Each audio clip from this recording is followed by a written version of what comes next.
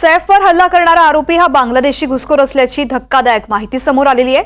Police तपासादरम्यान आरोपीनं अनेकदा नावं बदलल्याचंही पोलिसांनी सांगितलंय। सैफवरील हल्ल्याच्या बांगलादेश कनेक्शनमुळे राजकीय वातावरणही तापलंय।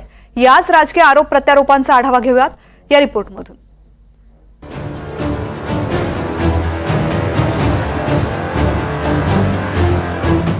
सैफ हल्ला प्रकरणातील आरोपीला अटक केल्यानंतर त्याचं बांगलादेश कनेक्शन चर्चेत आलंय।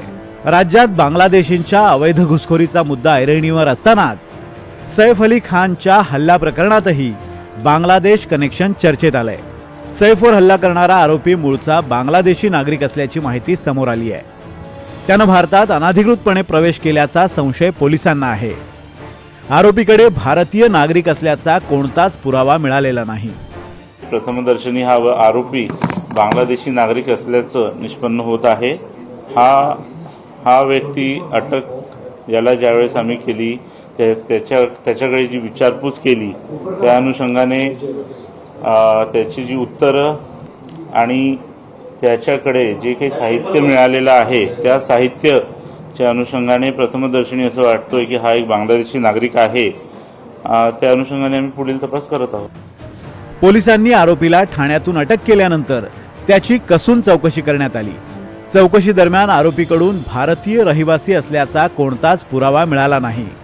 एवढंच नाही तर आरोपी सतत चुकीची नावं सांगून पोलिसांना फसवण्याचा प्रयत्न करत होता। चौकशीच्या वेळी आरोपीनं एकूण 6 नावं सांगितली।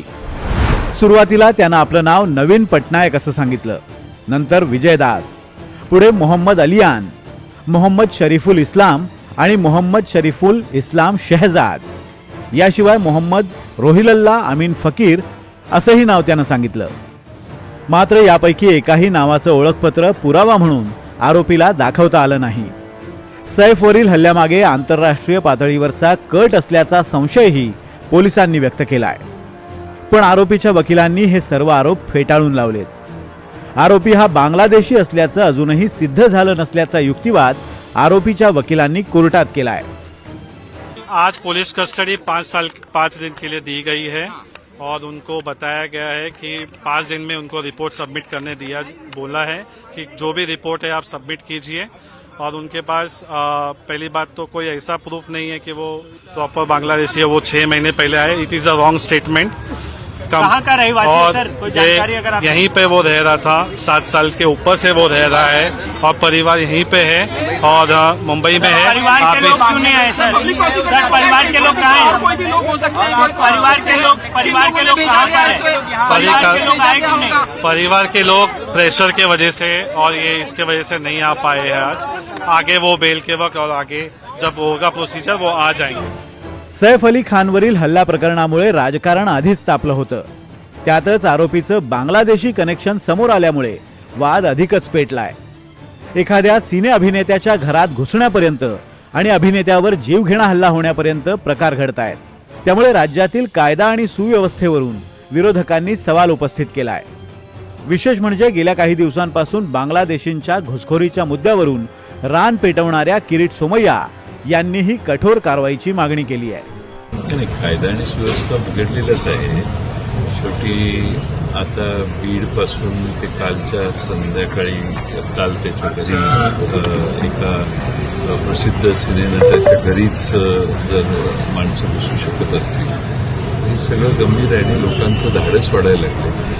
पोलीस आपला परिणाम दाखवण्यास कमी पडत आहे आणि पोलीस एका बाजूनं काम करतात असा समज आता लोकांचा व्हायला लागला। पण लोकांचा पोलिसांच्यावरचा विश्वास जर कमी झाला तर फार मोठे प्रश्न तयार होतील। त्यामुळे सरकारने यात लक्ष घातलं पाहिजे आणि कुठलीही बाजू न घेता न्याय देण्याची व्यवस्था झाली पाहिजे। पुलिस ने जो दावा किया है कि ये बांग्लादेशी है, तो केंद्र सरकार पे इसका ओनस जाता है कि किस तरह से बड़े पैमाने पर पिछले 7-8 सालों में रोहिंग्या और बांग्लादेशी नागरिक जो है वो देश में घुसपैठ किए हुए हैं। तो क्या कर रही है मिलिट्री, क्या कर रही है बीएसएफ और क्या कर रही है केंद्र सरकार? सैफ अली खान याच्यावर हल्ला करणारा मोहम्मद शहजाद हा घुसखोर बांगलादेशी आहे। त्याची अटक मुंबई पोलिसांनी केली, मी धन्यवाद देतो.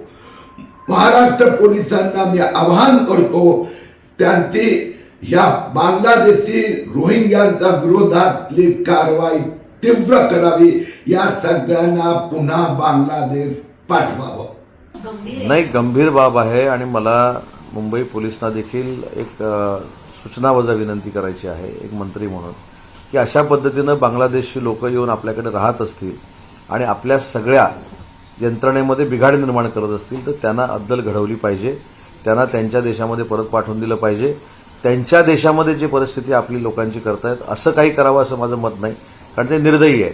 परंतु कालचा प्रकार घडल्यानंतर तो जर माणूस बांगलादेशी आहे हे खरोखरच सिद्ध झालं तर भविष्यातले धोके पोलिसांनी लक्षात घेतले पाहिजेत, त्या यंत्रणेनं लक्षात घेतले पाहिजेत आणि अशा मंडळींना हाकलून दिलं पाहिजे, या मताचा मी. दरवर्षी शेकडो बांगलादेशी नागरिक भारताची सीमा ओलांडून अवैधपणे भारतात प्रवेश करतात. पोलिसांच्या रडारवर येऊ नये म्हणून मुंबईतल्या बकाल झोपडपट्ट्यांमध्ये ते वास्तव्य करतात. मिळेल ते काम करून पोट भरतात, पण त्यातलेच काही हताश बांगलादेशी गुन्हेगारीकडे सुद्धा वळतात.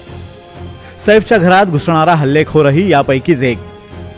भारतात आल्याचा कोणताच रेकॉर्ड नसल्यामुळे त्यांना ट्रॅक करणंही पोलिसांना शक्य होत नाही. मोहम्मद शहजाद हे तर एक उदाहरण आहे, पण आता अशाच शेकडो बांगलादेशींच्या मुसक्या आवळण्याचं मोठं आव्हान राज्य सरकारसमोर आहे. Bureau report, NDTV Marathi, Mumbai.